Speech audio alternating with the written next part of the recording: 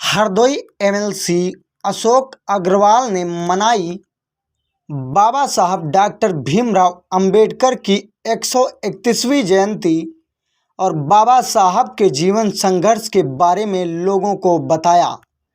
Bureau report, Hardoi, Uttar Pradesh.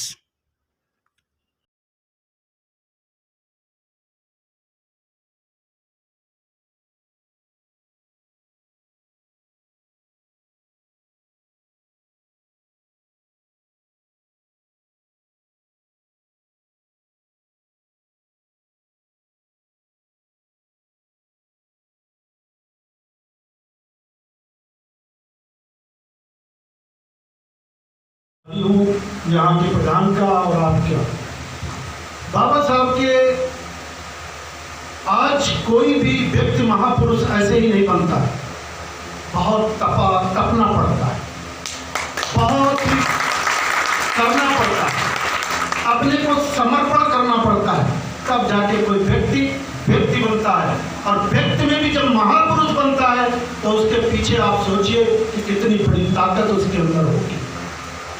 कोई कहने की आवश्यकता नहीं है कि भारत का संविधान के रचयिता आज बाबा साहब की जयंती मना रहे हैं, तो वो कोई आर्थिक, सामाजिक और राजनीतिक तीनों क्षेत्रों में उनकी इतनी बड़ी पकड़ थी कि देश का हर व्यक्ति उनसे मशवरा लेता था, सलाह लेता था, और इसीलिए वो संविधान के निर्माता के रूप में प्रचलित हुए।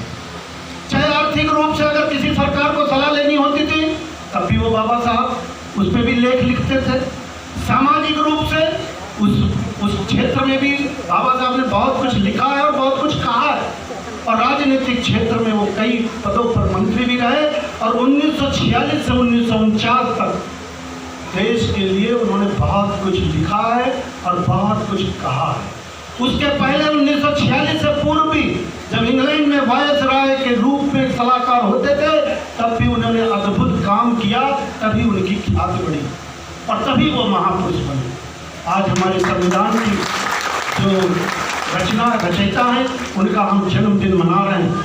हमको सोचना ये है कि आने वाले दिनों में हम सबका साथ, सबका विकास और सबका विश्वास कैसे काम ले सकते हैं।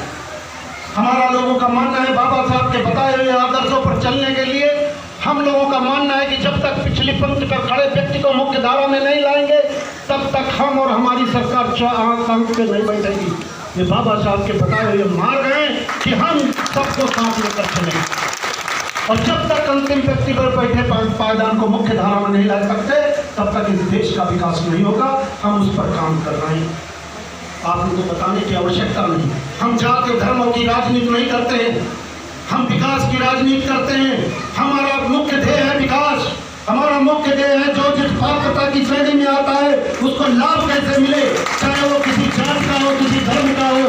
हमारा मुख्य ध्येय केवल विकास है। गरीब को पात्रता की श्रेणी में आता है तो उसको उस योजना का लाभ मिलना चाहिए, ये हमारा उद्देश्य है। यही बाबा साहब ने बताया है, उसी पर हम लोग अमल करते हैं। इन्हीं सब शब्दों के साथ मैं पुनः आपको बहुत बहुत बधाई दे हूँ। मैं समय के लिए माफ़ी भी चाहता हूँ।